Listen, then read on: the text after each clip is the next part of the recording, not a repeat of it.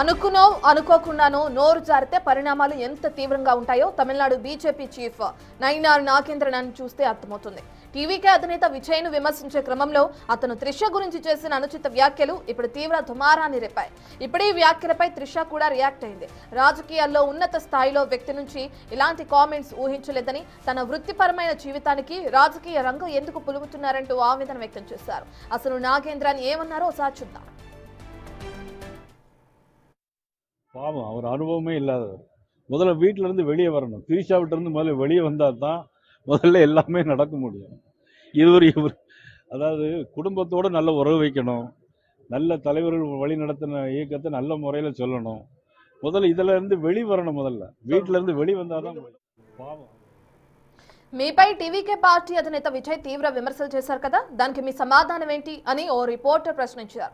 దానికి సమాధానంగా అసలు విజయ్కు రాజకీయాల గురించి ఏం తెలుసు, ముందు త్రిష ఇంటి నుంచి ఆయనను బయటికి రమ్మనండి, త్రిషతో ఉన్న రిలేషన్షిప్ నుంచి బయటకు వస్తే రియాలిటీ ఏంటో తెలుస్తుంది, రాష్ట్రాన్ని బాగు చేయడానికి ముందు ఆయన కుటుంబంలో ఉన్న వివాదాలను సరిచేసుకుంటే బెటర్ అనేశారు. ఇప్పుడు ఈ వ్యాఖ్యలు తీవ్ర దుమారాన్ని రేపాయి.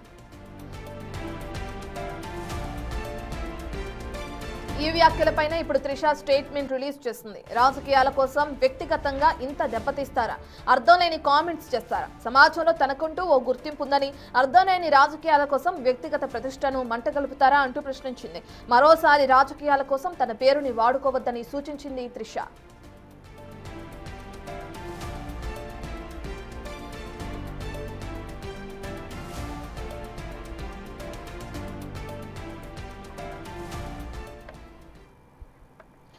తమిళనాడు బీజేపీ చీఫ్ నయినార్ నాగేంద్రన్ ఏ వ్యాఖ్యలు చేశారో మనం చూస్తాం. దీనికి సంబంధించిన డీటెయిల్స్ ని మా ఎగ్జిక్యూటివ్ ఎడిటర్ అశోక్ అందిస్తారు. అశోక్, మనం చూస్తున్నాం ఈ వ్యాఖ్యలకి సంబంధించి త్రిష కూడా రియాక్ట్ అవడం మనం చూస్తున్నాం. ఆవిడ చట్టపరంగా ముందుకు వెళ్తాను, నేను ఖచ్చితంగా ఆయన సమాధానం చెప్పాల్సింది ఈ వ్యాఖ్యలకి సంబంధించి అని కూడా ఆవిడ ఏ విధంగా అయితే రియాక్ట్ అయ్యారో చూసాం. అసలు ఆయన చేసిన వ్యాఖ్యలను ఏ విధంగా చూడొచ్చు అంటే, ఏదైతే ఆ విజయ్ని టార్గెట్ చేసుకుంటూ ఒక మహిళకి సంబంధించి చేసిన వ్యాఖ్యలను ఎలా చూడొచ్చు అంటారు అశోక్? అంటే ఒక నాగేంద్రన్ వ్యాఖ్యల్ని తమిళనాడులో అన్ని రాజకీయ పార్టీలు కూడా తప్పుపడుతున్నాయి. పర్టికులర్ గా అధికారంలో ఉన్న డిఎంకే కావచ్చు, లెఫ్ట్ పార్టీలు కావచ్చు, ఏఐడిఎంకే కావచ్చు, అన్ని పార్టీలు కూడా తీవ్ర స్థాయిలో దుమ్మెత్తిపోస్తున్నాయి. ఒక జాతీయ పార్టీకి రాష్ట్ర అధ్యక్షుడిగా ఉన్న వ్యక్తి ఎంత గౌరవంగా మాట్లాడాలి. సో రాజకీయ విమర్శలు ఏవైనా చేయొచ్చు, కానీ ఈ విధంగా వ్యక్తిగతమైన అక్రమ సంబంధాలు అంటగట్టి ఏకంగా ఇప్పుడు టీవీకే పార్టీ పెట్టాడు సినిమా హీరో విజయ్. ఈ ఎన్నికల్లో చాలా కీలకం కాబోతున్నాడు. సో రేపు మాపు విజయ్ సీఎం అయిపోతాడంటూ ప్రచారం కూడా జరిగిపోతుంది. ఈ నేపథ్యంలోనే ఒక దశలో విజయ్ బీజేపీతో కలిసి ఎన్నికలకు వెళ్తారన్న ప్రచారం కూడా జరిగింది. ఆ తర్వాత విజయ్ ఎట్టి పరిస్థితిలో కూడా నేను బీజేపీతో కలవట్లేదని చెప్పిన తర్వాత విజయ్ పై మాటల దాడి బీజేపీ నేతలు విపరీతంగా పెంచారు. ఎందుకంటే ఎన్నికల ఎట్టి పరిస్థితుల్లో కూడా అటు ఏఐడిఎంకే వీక్ గా ఉంది, డిఎంకే పైన అవినీతి ఆరోపణలు కావచ్చు, పరిపాలన విషయంలో ఫెయిల్యూర్ అనే అలిగేషన్స్ కావచ్చు, స్టాలిన్ మీద వ్యక్తిగతమైన అలిగేషన్స్ కావచ్చు. వీటన్నిటి నేపథ్యంలో ఏదైతే ఇక బీజేపీ అధికారంలోకి రావాలని విపరీతమైన ప్రయత్నాలు చేస్తారు. పర్టికులర్ గా సౌత్ లో ఆంధ్రప్రదేశ్ లో ఆల్రెడీ టీడీపీతో పొత్తులో ఉన్నారు. సో వాళ్లే గవర్నమెంట్ లో ఉన్నారు. తెలంగాణలో కూడా రావడానికి విపరీతమైన ప్రయత్నాలు చేస్తున్నారు. కర్ణాటకలో కూడా చాలా బలంగా ఉన్నారు. ఇక మిగిలింది తమిళనాడు. ఈ తమిళనాడు రాష్ట్రంలో ఖచ్చితంగా అధికారంలోకి రావాలి అని మోడీ టార్గెట్ గా పెట్టుకున్నారు, బీజేపీ నేతలు టార్గెట్ గా పెట్టుకున్నారు. సో ఆ దిశగా పనిచేస్తున్నారు, తప్పేం లేదు.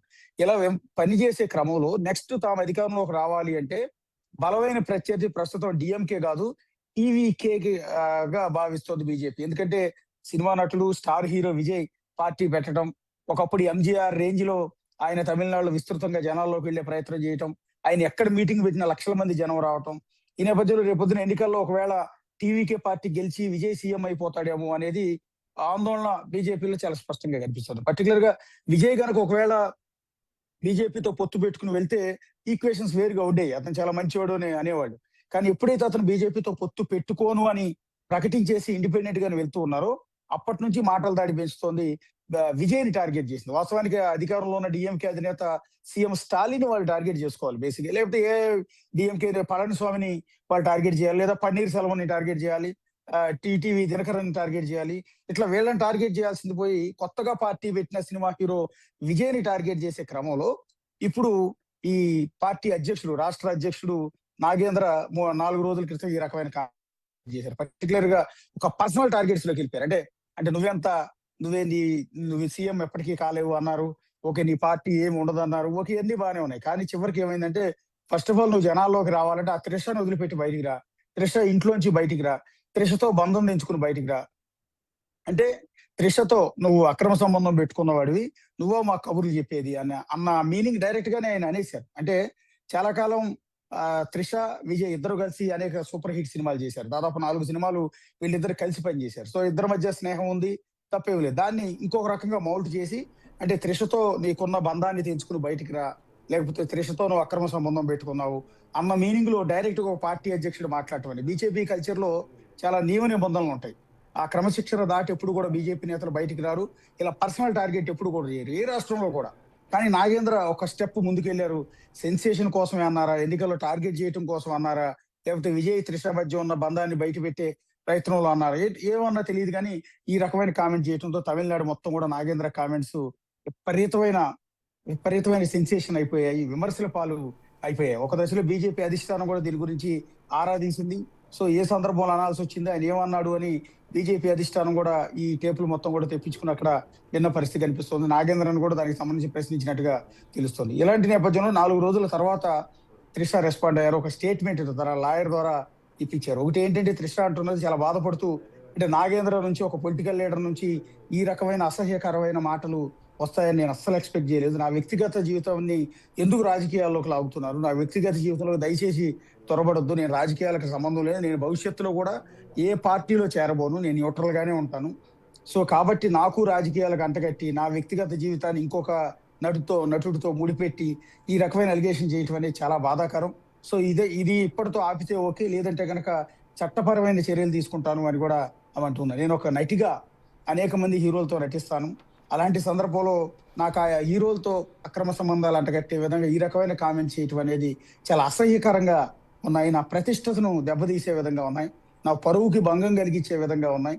ఇంతకాలం నేను సినిమా ఇండస్ట్రీలో కష్టపడి సంపాదించుకున్న పేరు మొత్తాన్ని కూడా ఈ రకమైన కామెంట్స్ ద్వారా పొలిటికల్ లీడర్లు ఎందుకు చెడగొడుతున్నారో నాకు అర్థం కావట్లేదు. పర్టికులర్గా నన్ను ఎందుకు టార్గెట్ చేస్తారో నాకు తెలియట్లేదు అన్నట్టుగా ఆమె ఆవేదన అంతా కూడా ఈ ప్రెస్ నోట్ రూపంలో ఇవాళ రిలీజ్ చేశారు. సో త్రిష ప్రకటన తర్వాత నాగేంద్ర ఏం మాట్లాడతారు అనేది ఇప్పుడు వెరీ ఇంట్రెస్టింగ్ ఉంది. ఎందుకంటే నాగేంద్రకు బీజేపీకి కూడా తమిళనాడులో ఇది చాలా ఇబ్బందికరమైన అంశంగా మారింది. ఒక దశలో బీజేపీ తమిళనాడులో చాలా బలపడింది, ఈ మధ్య కాలంలో చాలా వరకు బలపడింది. ఇంతకు ముందున్న పార్టీ అధ్యక్షుడు ఆ పార్టీని జనాల్లో బలంగా తీసుకెళ్లే ప్రయత్నం చేశారు. ఈ క్రమంలో ఇలాంటి వ్యాఖ్యలు, అంటే తమిళనాడు ప్రజలు విజయ్ని ఎంతగా ఆరాధిస్తారు అనేది అందరికీ కూడా తెలిసిందే. విజయ్ని సినిమా హీరోగా అతను సంపాదించిన పాపులారిటీతో ఈ రోజు అతను ఒక మీటింగ్ పెడితే కొన్ని లక్షల మంది జనం వెళ్తారు. అలాంటి నాయకుడి పైన ఈ రకమైన కామెంట్స్ చేయటం అనేది, అది కూడా ఆయనకు ఫ్యామిలీ ఉంది, 2 పిల్లలు ఉన్నారు, ఆ పిల్లలు కూడా చాలా పెద్దవాళ్ళు అయిపోయారు. సో ఈ కామెంట్స్ వింటే ఆ పిల్లలు మనసులు ఏమవుతాయి, లేకపోతే విజయ్ భార్య ఏమవుతుంది, విజయ్ కుటుంబ సభ్యులు ఏమనుకుంటారు. సో ఈ విధంగా రాజకీయాల్లోకి వ్యక్తిగతమైన అంశాన్ని లాగటం అనేది తమిళనాడు మొత్తం కూడా చర్చనీయాంశమైంది. సో ఇలాంటి అంశాలని తమిళనాడు ప్రజలు చాలా సీరియస్ గా తీసుకుంటారు. పర్టికులర్ గా విజయ్ విషయంలో నాగేంద్ర చేసిన కామెంట్స్ పర్టికులర్ గా బీజేపీ పార్టీకి తమిళనాడులో తీవ్రమైన నష్టం చేకూర్చే అంశం. సో దీని మీద బీజేపీ అధిష్టానం ఏం యాక్షన్ తీసుకుంటుంది, సో త్రిష స్టేట్మెంట్ తర్వాత మళ్ళీ నాగేంద్ర ఏమైనా బయటకు వచ్చి క్షమాపణ చెప్తారా అన్నది ఇప్పుడు చూడాల్సి ఉంటుంది. ప్రస్తుతం వివాదం మీద విజయ్ అయితే ఎక్కడ కూడా రియాక్ట్ కాలేదు. అశోక్, మీరు చెప్పినట్లుగానే ఎవరితో పొత్తు లేకుండా మేము ఇప్పుడు జరిగే ఎలక్షన్స్లో స్వతంత్రంగానే ముందుకు వెళ్తామని విజయ్ ప్రకటించడం మనం చూసాం.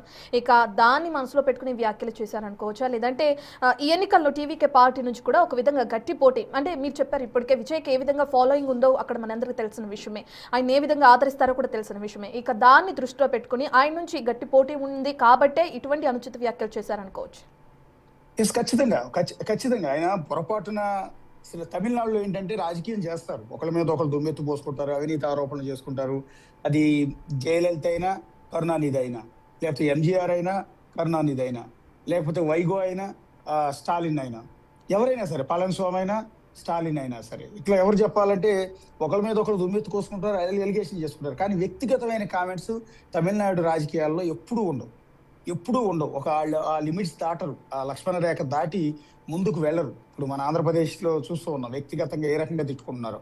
సో ఈ రకమైన కల్చర్ తమిళనాడులో ఉండదు. మొదటి నుంచి కూడా ఆ స్టాండర్డ్స్ వాళ్ళ రాజకీయాల్లో మెయింటైన్ చేస్తూ వస్తూ ఉంటారు. ఆధిపత్య పోరు చాలా సివియర్ గా ఉంటుంది. వీళ్ళు అధికారంలోకి వస్తే వాళ్ళని టార్గెట్ చేస్తారు, వాళ్ళ అధికారంలోకి వస్తే వీళ్ళని టార్గెట్ చేస్తారు. కానీ వ్యక్తిగతమైన అలిగేషన్స్ ఏనాడు కూడా ఎప్పుడూ చేయరు. జయలలిత కూడా ఏనాడు కరుణానిధి మీద అలాంటి అలిగేషన్స్ చేయాల. కరుణానిధి కూడా జయలలిత మీద ఎలాంటి అలిగేషన్స్ చేయాల. గతంలో జరిగిన ఒక ఘటన, అప్పట్లో అసెంబ్లీలో ప్రతిపక్షంలో ఉన్న జయలలిత కరుణానిధి సీఎంగా ఉండగా ఒక ఎమ్మెల్యే ఆమె చీర కొంగును లాగాడు, ఆ జుట్టు పట్టుకుని లాగాడు అనేది ఆరోపణ.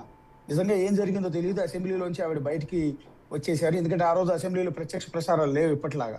ఆవిడ బయటకు వచ్చారు, నా జుట్టు పట్టుకు లాగారు, నాకు ద్రౌపది వస్త్రాపహరణం చేసినట్టుగా నా చీర పట్టుకుని లాగారు అంటూ ఆవిడ కన్నీళ్లు పెట్టింది.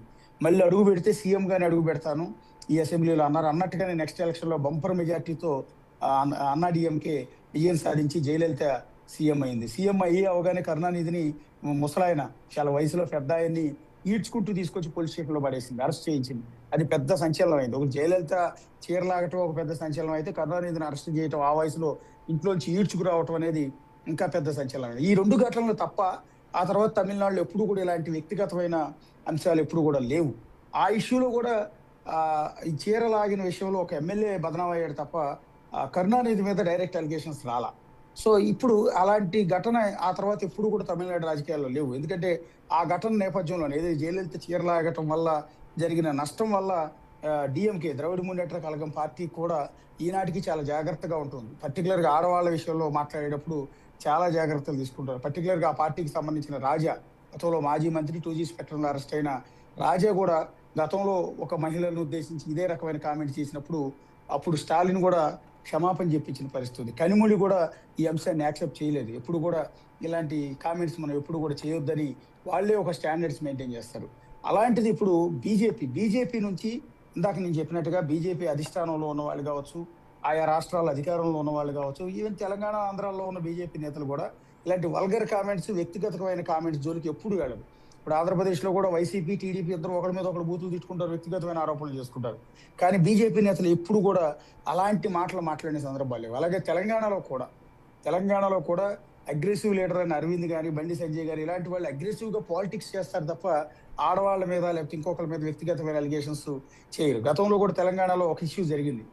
అది కూడా కవిత ఇష్యూలో ధర్మపురి అరవింద్ ఎంపీ ఒక కామెంట్ చేశారు. ఇమ్మీడియట్ గా తెలంగాణ జాగృతి వాళ్ళు వెళ్ళి వాళ్ళ ఇంటి మీద దాడి చేశారు. అదంతా పెద్ద ఇష్యూ అయింది. దాని మీద బీజేపీ కూడా వివరణ ఇచ్చుకుంటూ రావాల్సి వచ్చింది. సో మహిళలను ఉద్దేశించి ఇలాంటి కామెంట్ చేయకూడదు. అప్పటి నుంచి కూడా ఎప్పుడు కూడా అరవింద్ మళ్ళీ ఇంకో ఈ టైప్ ఆఫ్ కామెంట్ చేయలేదు.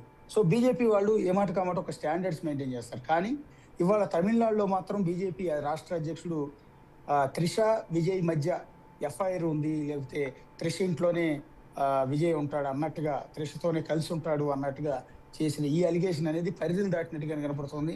బీజేపీ సిద్ధాంతాలకు విరుద్ధంగా ఆయన మాట్లాడినట్టుగా తెలుస్తుంది. అది కేవలం విజయ్ని టార్గెట్ చేసి వచ్చే ఎన్నికల్లో తమకు ప్రధానమైన పోటీ విజయ్ కాబట్టి, తమతో పొత్తు పెట్టుకోలేదు కాబట్టి, కలిసి ముందుకెళ్ళలేదు కాబట్టి విజయ్ని టార్గెట్ చేసినట్టుగా దీన్ని బట్టి తెలుస్తుంది. అంటే అశోక్, తమిళనాడులో ఇప్పుడిప్పుడే బీజేపీ ఎదుగుతుంది, అటు విజయ్ పార్టీ కూడా ఎన్నికలకు సిద్ధమవటం మనం చూస్తున్నాం. ఇప్పుడు బీజేపీ చీఫ్ చేసిన వ్యాఖ్యలు పార్టీని రెండుగా చీల్చే అవకాశం ఉందనుకోవచ్చు.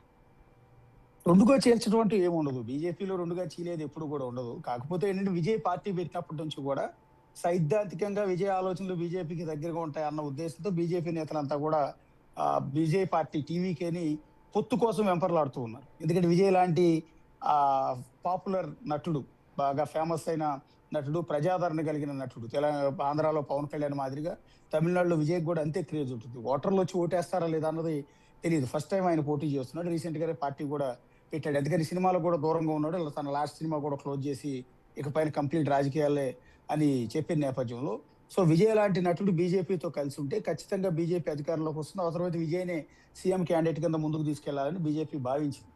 సో ఆ రకంగా ప్రచారం కూడా బయటకు వచ్చేసింది. కొన్ని సీట్లు ఇచ్చి సో మెజార్టీ సీట్లలో టీవీకే పోటీ చేసి ఖచ్చితంగా విజయ్ సీఎం అవుతాడు అనేది. ఎందుకంటే ఇప్పుడు స్టాలిన్ గవర్నమెంట్ మీద కొంత వ్యతిరేకత స్టార్ట్ అయిన నేపథ్యంలో, సో రెండోది అన్నా డిఎంకే పూర్తిగా వీక్ గా ఉన్న నేపథ్యంలో ఆల్టర్నేటివ్ అంటూ ఏమీ లేదు.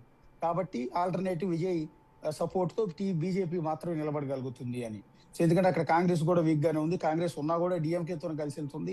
వాళ్ళ అధికారంలో ఇండిపెండెంట్ గా వచ్చే అవకాశం లేదు.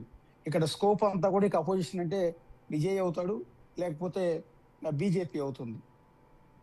సో బీజేపీ ఇన్యూరల్ గా కూడా పూర్తి స్థాయి మెజార్టీ తెచ్చుకుని అక్కడ అధికారంలోకి వచ్చే అవకాశం లేదు. ఎందుకంటే బీజేపీ పూర్తి స్థాయిలో బలపడాల. గతంతో పోలిస్తే ఓటు పర్సంటేజ్ కొద్దిగా పెరిగింది తప్ప పూర్తి స్థాయిలో బలపడాలి. అందువల్ల ఎవరో ఒకటి సపోర్ట్ తోని ముందుకు వెళ్ళాలనుకుంది. అందువల్ల విజయ్ గేల వేసింది, కానీ వర్కౌట్ కాలేదు. ఎందుకంటే విజయ్ కూడా మొదట్లో బెండ్ అయ్యాడు.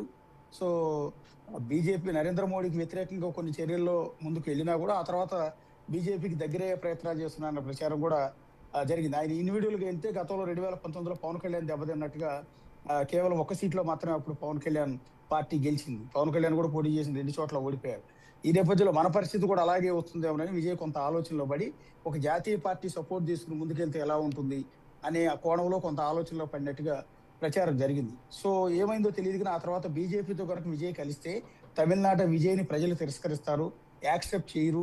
ఎందుకంటే ద్రవిడ ఆర్య అంటే నార్త్ ఇండియన్స్ కింద, నార్త్ పార్టీ కింద బీజేపీని అక్కడ పరిగణలోకి తీసుకుంటారు. మనమంతా కూడా ద్రవిడియన్స్ కింద, అంటే సౌత్ ఇండియన్స్ అంతా ద్రవిడియన్స్ కింద, పర్టికులర్ గా తమిళనాడు ప్రజలంతా కూడా ద్రవిడియన్స్ కింద వాళ్ళు భావిస్తూ ఉంటారు. ఎందుకంటే హిందీ వ్యతిరేక ఉద్యమం కూడా తమిళనాడులోనే ఎక్కువగా జరుగుతూ ఉంటుంది. అలాగే మోడీని ఎక్కువగా వ్యతిరేకించేది కూడా తమిళనాడులోనే ఉంటుంది. సో మన సిద్ధాంతానికి బీజేపీకి ఏమాత్రం కూడా కరెక్ట్ కాదు. పర్టికులర్ గా నార్త్ ఇండియన్ కి ఇటు సౌత్ ఇండియన్ కి మధ్య క్లాష్ వస్తుంది.